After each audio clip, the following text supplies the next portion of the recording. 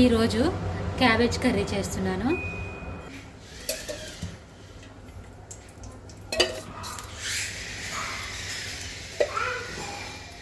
Oil వేసుకున్నాం, ఉల్లిపాయ పచ్చిమిరపకాయ వేసుకున్నాం, ఇందులోనే కరివేపాకు. ఇవి వేగిపోయిన తర్వాత క్యాబేజీ వేసేసుకున్నాం. ఈ క్యాబేజీని నేను వేడి నీళ్ళలో కడుక్కున్నాను. వేడి నీళ్ళలో కొంచెం సాల్ట్ వేసి కడుక్కున్నాను.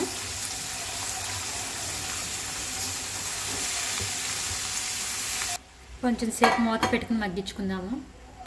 ఇప్పుడు చూసుకున్నాం, దీంట్లో ఉన్న నీరంతా ఎగిరిపోయింది, మగ్గింది.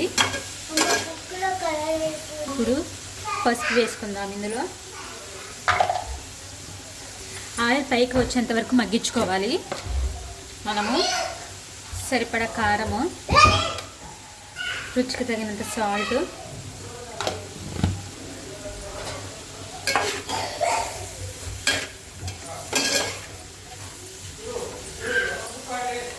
ఇందులో కొంచెం వాటర్ వేసుకుని ఉడికించుకుందాము.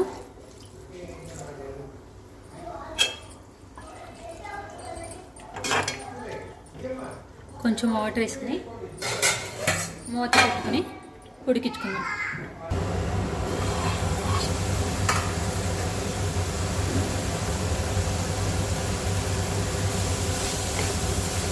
క్యాబేజీ కూడా నీళ్ళన్నీ ఎగిరిపోయినాయి. మనం పోసిన నీళ్ళు కొంచెం సేపు ఉంచుకుని దింపేసుకుందాం.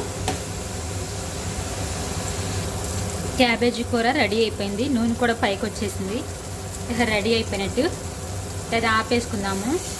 ఇది మీరు కూడా ఒకసారి ట్రై చేయండి, చాలా బాగుంటుంది.